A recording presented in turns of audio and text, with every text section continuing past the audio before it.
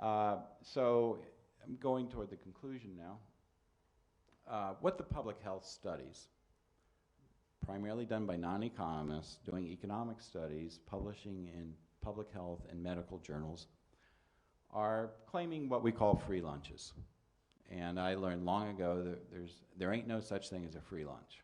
Everything has a cost. So if you assume there are no costs, you can do a lot of policy making, but it doesn't make any sense.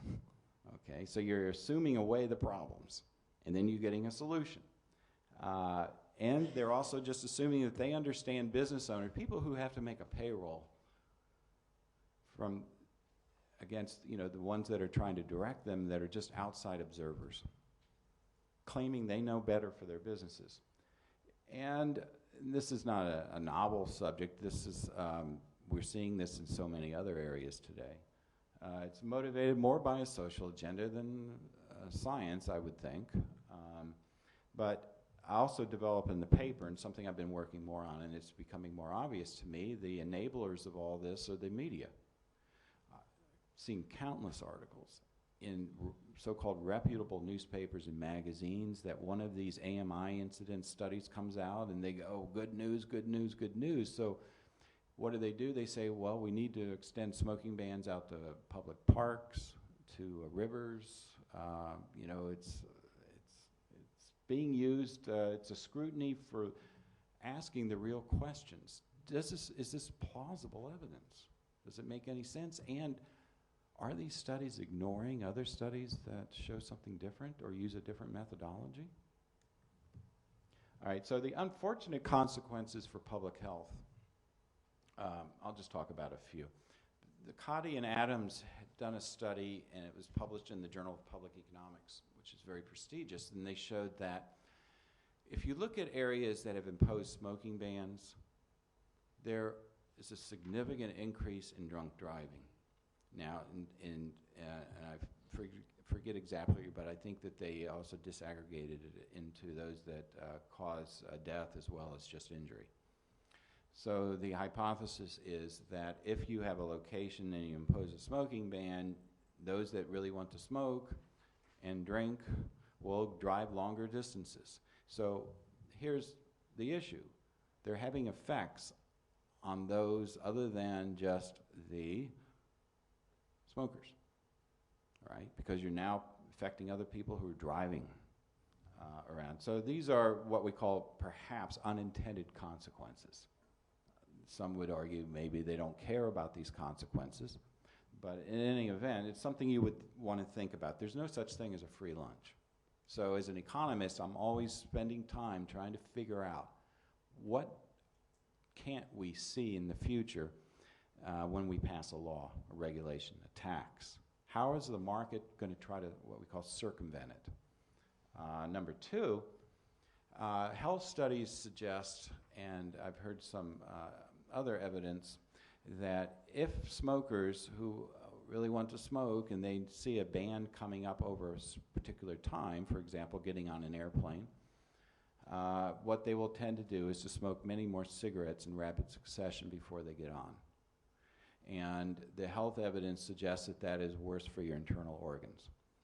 I brought this up one time at a conference where they were advocating bans, and I said, do you have any question about harming smokers even more with your policies? And they said, what? And I asked it three different ways. And then finally I said, so basically the smokers don't count. If they want to keep smoking, that's their problem. He said, yeah. So the rest of the panel just sits there and goes, yeah. And the audience went, yeah. And they're looking at me like, what's your problem? But it's interesting to see what the different motivations are. I guess theirs is a little less toward the science. Number three, the claims of reduced AMI incidence is going to lead to less concern about real causal factors behind heart disease. So now we're giving you a false sense of security. We're protecting you by smoking bans, so you don't have to exercise as much or look into your genetic predispositions on certain diseases, because we've now reduced risk. So to keep your risk the same, you could actually up up other things that are maybe less healthy for you. I mean, you know, these are the unintended consequences. As an economist, I'm always looking at how incentives affect behavior. And we can't fully predict these, but they have consequences. Number 4 is that, and this one I think is so unfortunate. You singularly focus on tobacco smoke. And what happens? You say, well, we've solved it by having a smoking ban, therefore, why would you need to innovate new air filtration systems, right? Well, the other part of this is, if you go into a restaurant, I hear that tobacco smoke is, you know, not that bad in comparison to, you know, the insecticides, wood smoke, cleaners, whoever knows what else in there. But what's happening? We're now reducing the innovation because we're reducing the supply and the demand for better air filtration.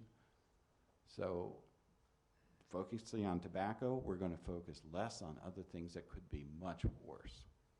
Okay, so here's the private market. It's trying to deal with it. And there was a paper that was done, and it was co-authored by Glantz and others, and I used this in another paper to show they were very concerned that private markets were developing air filtration and ventilation systems, and they said, look, it's the tobacco companies that are promoting all this. And here I say, well, what are they? They're trying to solve the problem for you. They're trying to work this thing through. It's evidence that the Coase theorem here is at work. And they go, oh, no, it couldn't be that. And I'm thinking, you're just making it worse, you know, unintended consequences. So then, I mean, I could keep going on, and I won't. I'm sure you're happy for that. But it just leads to more of the junking of science. It makes people like myself to have more people sneer at me when they hear what I do. They go, oh, you know, here's one more study, you know, and my students say, when I bring out a lot of this information, they say, oh, you just can't trust any study, you know, and I go, well, the important part is that you just need more education to figure out what tricks are being played, and unfortunately, we will then draw fewer people into the professions because you're not going to be able to do the serious science as much, especially if they're so-called politically incorrect ones. So there are a lot of adverse consequences which affect public health.